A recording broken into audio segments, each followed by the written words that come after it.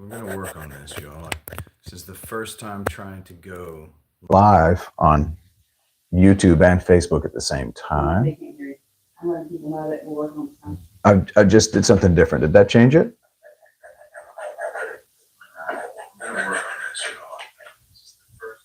Yep. Is that better? Okay. All right. Hi. If you're on Facebook or YouTube, either one, please, if you don't mind, just put something in the comments. Like or love, whatever it allows you to do on each format, it's differently. When I'm looking here, I'm looking at YouTube. When I'm looking here, I'm looking at Facebook. This evening, as you gather in, I'm going to ask you to consider sharing this to whatever platforms you prefer to use the most. I want to share about what's happening currently in the world and just want to share a point of view. And I want you to know ahead of time, as I'm sharing this point of view, that this is just one person's point of view. It's mine. And I want to come at this with as much sensitivity as I can. I thought I was doing so this morning, and apparently for a couple of folks, it was not sensitive enough. But this evening, I don't want to split hairs about politics. See, I think that's where we're missing it on this one. And when I say on this one, what we want to talk about this evening has very little to do with politics. It looks political, but there's something much deeper underneath it.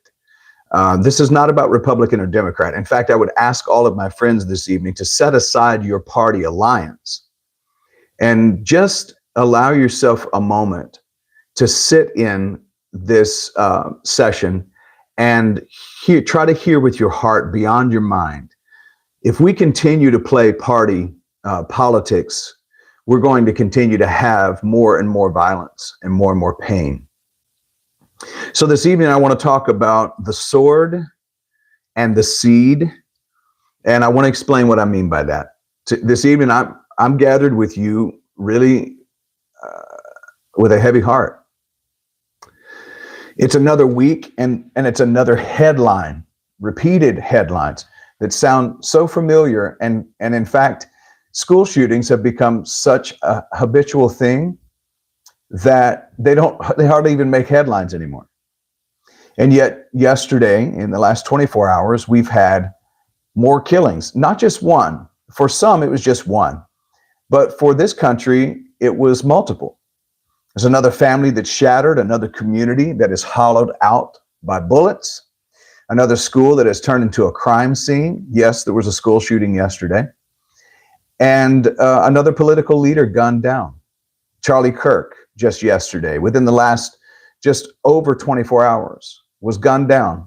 And here's what's crazy is that video is viral, where people can actually see the bullet enter his throat.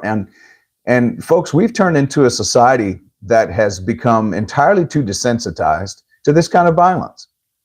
And just 3 months ago, it was Minnesota House Speaker Emerita Melissa Hortman, who was assassinated.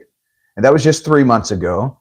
And I got to be honest with you, it really is bothersome when I see a whole big group of people on my friends list immediately jump right in about Charlie Kirk and his assassination, which was absolutely gruesome, terrible, completely terrible and gross, this kind of violence.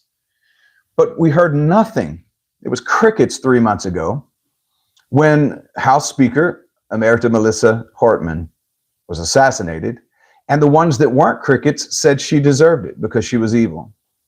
And then there are people on the other side who are saying that Charlie Kirk deserves it because he is evil. It's two different leaders, it's two different sides of the aisle, but both taken by violence. And it's interesting how we have not learned our lesson enough to allow this to be a turning of the corner away from violence. Instead, we see it looks like the flames of violence are stirred even more. Our nation is grieving, but we're not allowing ourselves to grieve together. We're grieving in silos. We're grieving on our own islands. We are grieving by ourselves, and most of us are grieving with a sense of angst and anger and bitterness toward others rather than a coming together. Beneath the grief here's the issue, I think. Our souls are starving. We're starving for something deeper than just thoughts and prayers. We're starving for something that is more than partisan talking points and another way for somebody to run for office and gain power. We're starving for some kind of a return to sanity, to sacredness, a return to love. And so tonight, I want to talk about violence. I want to talk about how it's corroding our souls and it's poisoning the collective around us, and why it is not the way of love. It is not the way of Christ. It is not the way of the Tao. It is not the way that we should be acting and responding toward each other. Every day in this country, 120 lives are cut short by a gun, by the use of a gun. That's over 43,000 people a year. Now, I want you to let that sink in for just a moment, because the freak out around this Kirk assassination yesterday, and that's what it was. And it doesn't matter about the conspiracies. I hear the conspiracies. It doesn't really matter. He was still gunned down right on live TV in front of us all. And it doesn't matter to me that just a few months ago, he talked about people who commit heinous crimes should be executed publicly. I think it's ironic that that's what happened. And when I say ironic, I'm not trying to be disrespectful. I'm saying I think it's ironic. There's a sort of planting of the seed. We're starting to see the manifestation, or the power of words, and the manifestation, materialization, happen very quick, because the portal is open, and the power of that portal to change this world and to change our society is wide open. And what we're doing with it matters a lot. And violence is corroding our soul. The problem is that for many years, let's just look back, for many years, we've glorified violence. Think about it this way. Even the good guys conquer the bad guys in our movies and on our TV shows and in our video games by a force of violence. Even the good guys. I was thinking today, one of my favorite movies in the last few years is Equalizer with Denzel Washington. And I got to thinking about that, and I got convicted that he's a hero. And yes, he's trying to look out for this young girl who's being forced to live a life that she shouldn't have to be forced to live. But he uses lethal force as a hero to take care of business. And I cheer it on. I love Denzel Washington. And there's a part of me that thinks, if I knew somebody was in that condition, what would I do? Would I be willing to use lethal force to defend someone else? I would be willing to use lethal force to defend my family, not myself, but my family. And here's the thing. I'm not saying that's wrong, but I'm saying, just like the Tao says, if you're going to have to use force, violence, it should not be celebrated. It should be grieved. But we have ingrained a violent culture into our minds, and we believe that it's okay. And we even cheer people on who use violent force for the good. Roughly 65 to 70% of gun violence every day, that 120 people a day, are suicides. It's despair pulling the trigger on itself. But another 40 to 45 people per day are murdered, homicide by gun. It's anger with a barrel. And the rest are accidents or law enforcement. And then we have to wonder about law enforcement. How much of that is also anger or racism or some other ism with a barrel? Every statistic is a face. Every number is a name. And behind each one is a story that ended too soon. And that includes Charlie Kirk and his family, who love him very much, as far as we know, and believe that he is a hero for their side. They love him very much. His kids, they don't know. They don't know what we're dealing with. They don't know what we feel about his partisanship and his position in politics. He's just their dad. You hear me? He's just their dad. And he's just her husband. And so they're grieving tonight. But so are the parents of the children in Denver who were gunned down the boyfriends and the girlfriends, the friends, the story. We need to humanize this and stop dehumanizing people, no matter what they believe. Now, yes, I'm aware that Charlie Kirk represents a side of politics that, for all intents and purposes, is calling for even the death of people that they disagree with. So, of course, I'm saying I don't agree with his politics or his policies, or do I believe that he represented Jesus? Not the Jesus that I know.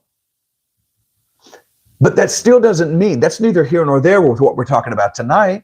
We're talking about just accepting violence as a part of everyday life. And so here's where I feel like we need to be. As people who are saying we're awake, people who are saying that we're living love, joy, and peace, we need to start challenging how we really feel about these situations, because violence is the antithesis of love.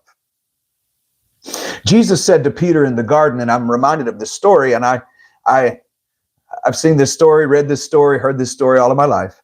Jesus said to Peter in the garden, even when the soldiers were coming to get Jesus to kill him, he knew this. Peter reached out to cut off the ear, or actually tried to cut the throat of one of the servants of the priest, and he missed and cut his ear off, probably because they were in the dark in the garden. Jesus rebukes the guy who's defending and says, put away your sword, for the one who lives by the sword will die by the sword. And if I'm going to paraphrase it for our time today, I would say the one who lives by the gun will die by the gun. And here we are in our society right now. And we're quick to defend. We're quick to defend the right to own guns and to bear arms. And we're slow to defend children in school who are getting slaughtered. And we're quick to defend, whether it's the congresswoman or it's Kirk yesterday, we're quick to defend these political figures and forget about the other 120 people who died the same day.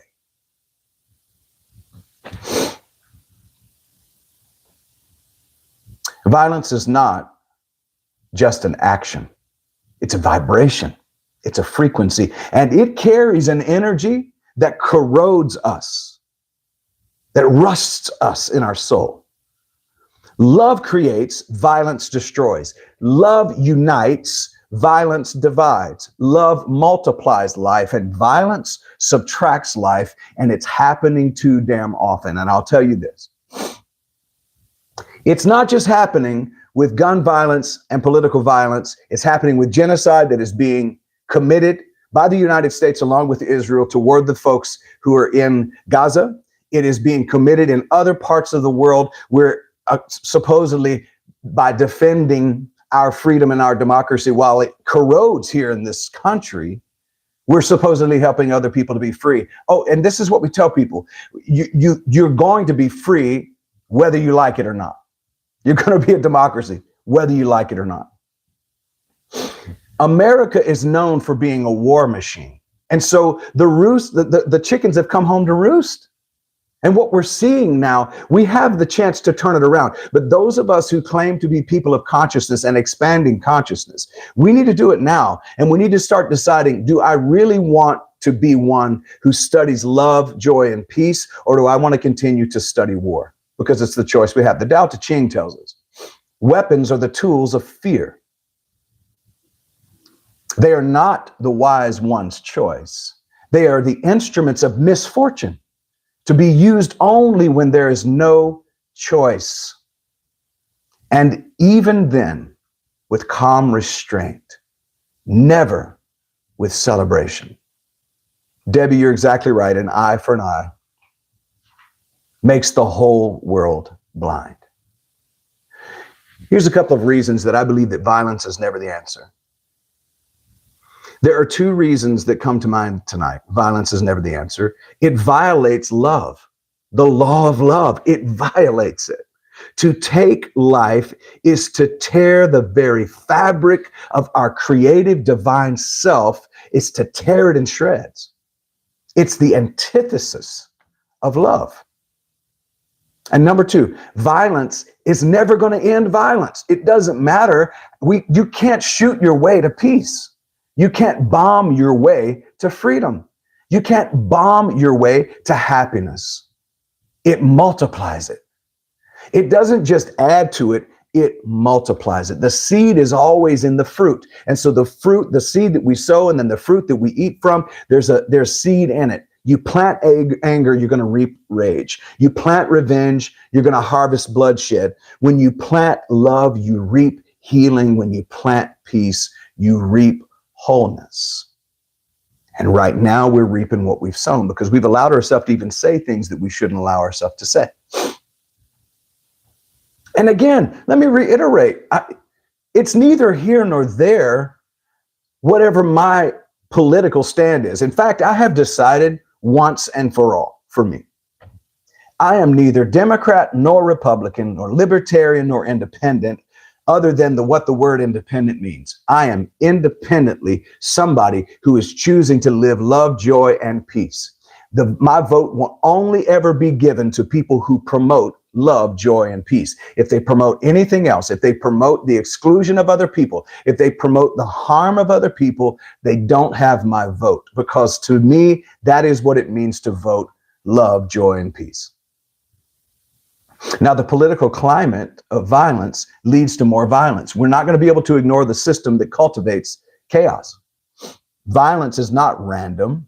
It is a normalized, please hear this, it is a normalized, monetized, politicized programming. Now, no matter what you believe about what occurred yesterday or what occurred 3 months ago with the congresswoman being shot, there's something else underneath this much deeper than just these crimes. Something else much deeper. And that's the corrosion of our soul, but it is also a way for people in power to stay in power. If they can keep us killing each other and divided amongst ourselves, they're going to continue to be able to take the treasures for themselves. So here's another reason to not be violent. Because being violent causes you to move out of your creative, divine intelligence and move into reptilian way of thinking. And when you do that, you end up in fight, flight, or freeze. And this is why they want us in a constant state of fear. When I say they, it doesn't matter to me who they are. It doesn't matter whether it's a Democrat or a Republican. Whoever is sowing fear is not sowing love, and they will no longer have my energetic support. So we can't just ignore this cultivation of chaos. We need to wake up and decide we're not going to stand on party lines. We're going to draw new lines in the sand that treat people with dignity and respect, all people of all colors, all race, all identifications, and all orientations. Because it's not my business how somebody else chooses to show up in this life. If they're not bringing harm to other people, it's not even my business to be even the least bit concerned about how they want to show up in this life. And it's not yours either. It's just not. Let's tell the truth. Politicians fan the flames because division is profitable. Gun lobbies rake in billions while children practice hiding in closets and under desks. Media networks, they need the kind of stuff that occurred yesterday to keep their ratings up. They cash in every time outrage spikes, every single time. And I'm not saying they're the enemy, but I'm saying they have chosen to stand on the side of profits over people. We are told violence is inevitable. But let me be clear, violence is not inevitable. It is created. It is a manufactured, it is a marketed, it is a sold product. And unless we see through the game and we stop buying it, it will remain in power and we will remain pawns in this system. John, are you afraid that speaking out this way could bring violence your way? I'm aware that it could. I'm aware that it could. And you know what? I don't care. It's hard to scare a dead man. Somebody who decided to die to that system a long time ago. I was reminded today of one of the reasons I stepped away from that system a long time ago, because I will not live in fear. I will not be rebuked because I'm not a particular religion. I don't choose to live in a religious environment. I've chosen to be free from it. And if we don't choose freedom from this manufactured, marketed, and sold violence, we're going to continue to be pawns in the game. It's interesting to me how many people still are not interested in sensible gun regulation. We want people to get lessons to drive. We want people to pass a test to drive. We want people to have all kinds of tests now to vote. Isn't that interesting? But we're not interested in sensible gun regulation. And if you think this is a partisan thing, it's because you have bought into the lie of one side of this political fight. Because when we're talking about gun regulation, we're not talking about gun confiscation. That's a whole nother talking point. And can I tell you, it's worked, because it has instilled fear in the minds of people who are afraid that they might not be able to defend themselves against a rogue government. And yet we have one currently. So when we're talking about gun regulations, it's not about stripping your freedom. It's about protecting life. And how can I say I'm pro-life and I'm unwilling to defend these innocent little lives in school who are getting shot? And I know, I hear it right now. Guns don't kill people. People kill people. Okay, that's fine. But the same is true. Cars don't kill people. People kill people in cars. But there's regulations for cars. And there should be more regulations on weapons. So seatbelt laws did not destroy freedom. Drunk driving laws did not destroy freedom. We accept boundaries when they save lives. It is not tyranny to save our children who deserve to learn without fear. It is not tyranny to say people deserve to shop, to worship, and to live without the constant shadow of gunfire. What is tyranny is living in fear and bowing at the altar of weapons instead of serving the God of love. And this is why I have an issue with the religion that continues to support the lack of gun regulation, because you're not pro-life. Let's just admit it. You're pro-birth. You want to control people's bodies and whether they have sex or not, but you're not interested in taking care of the children once they arrive. And one of the reasons we know this is because you constantly vote for people who are willing to even take food out of their mouths. And that has literally been happening this year. I'm not going to bow at the altar of weapons. I want to serve the God of love. Now, here's a higher way. And again, if you think that's a political view, then keep thinking it. That's fine. You continue to think that that's a political view. That is not a political view. That is a human rights view. That is a belief in that the law is love and that love is the law. Jesus offered us a higher way. And I see a lot of people quoting scripture the last 24 hours. Quote this one. But before you use Jesus's name in vain, live it first. Jesus offered this higher way.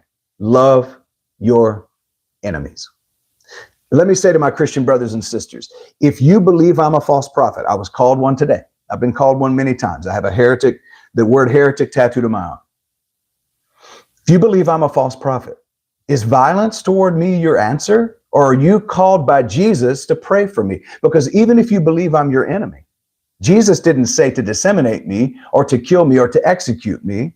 He didn't say to call me a sack of garbage. He said to love your enemies and to do good to those who persecute you, not because it's easy, but because it ends the cycle.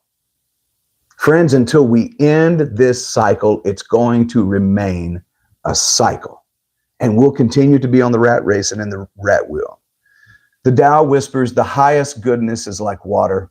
It nourishes all without competing. This is the higher way. Love is the only energy that can break the back of violence.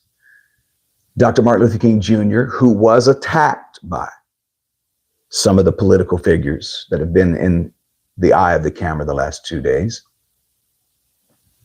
he told us, I have chosen love because hate is too heavy a burden to bear. And he said that love is the only thing that's going to cast out and drive out hate, and that the light is the only thing that's going to drive out the darkness. Peace is the only force strong enough to interrupt this cycle of violence. Joy is the only frequency that starves hate of its oxygen. Friends, we are not powerless. Those who have felt powerless today, I'm asking you to consider this as you hear this. You are not powerless. In fact, you are an extremely strong and powerful divine being. You broadcast energy every day. The question is, what broadcast are you sending out? We can transmit outrage or we can transmit love. We can echo fear or we can embody peace. We can plant division or we can plant compassion. And I'm telling you this. Even some of the things that I posted and talked about this year, I've been thinking back through it today. Even some of the things that I've posted, and even though I've tried to walk a line of lacking division as much as possible, I realize that some of the things that I've said can be taken as polarized, and some of them maybe are polarizing. But here's something I'm committing to, and I'm asking you to consider this. Love drives us to a desire to understand where someone else is coming from, even if we don't understand where they're coming from. In fact, if you understood it, you wouldn't need to understand. And I'm asking us to commit to that. When we're saying, come on, First Unity Spiritual Campus folks, in one love, we have said we're committing to love, joy, and peace and practicing it every day. And we have put a demand on the universe to strengthen that muscle. And that's what's occurring for us right now. We can transmit outrage or we can transmit love. And that's the choice that we can make. And here's a call to commitment. This is where the rubber meets the road for me. When you're scrolling through social media and outrage rises, can you pause, breathe, and release peace instead of reposting hate? How many of us can commit to that? I'm asking you to commit to this is not easy. I'm not saying it's easy. This is tight, but it's right.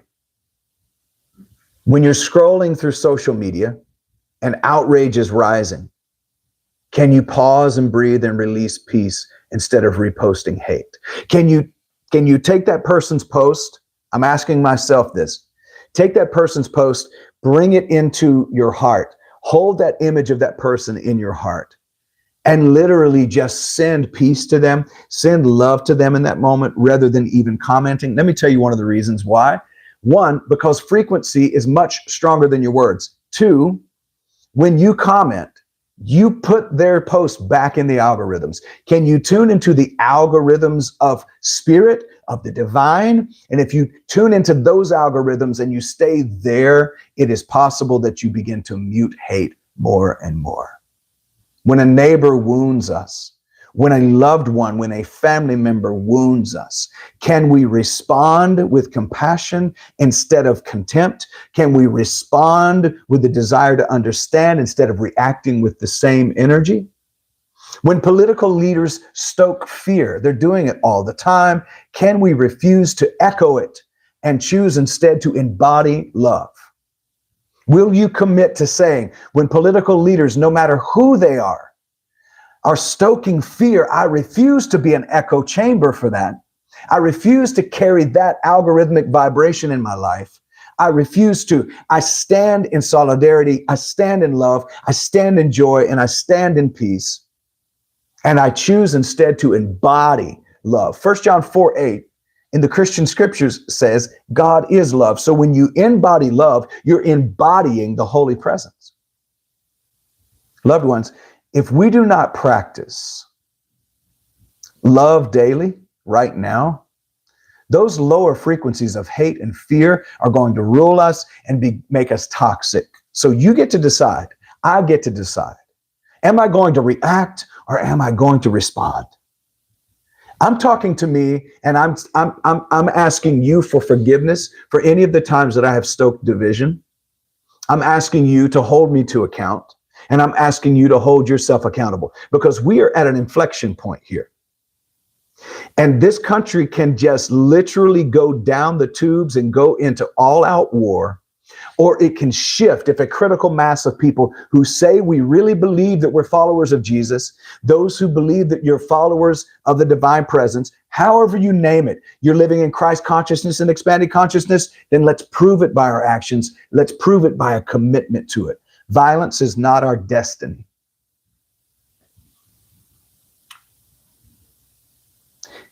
It just ends up being the default when love is absent. Hate is not even powerful. It's just what occurs when love is dialed down. Love is the only power. So I'm asking us to be ones who plant differently. I'm asking us to plant different seed, to water the seeds of love.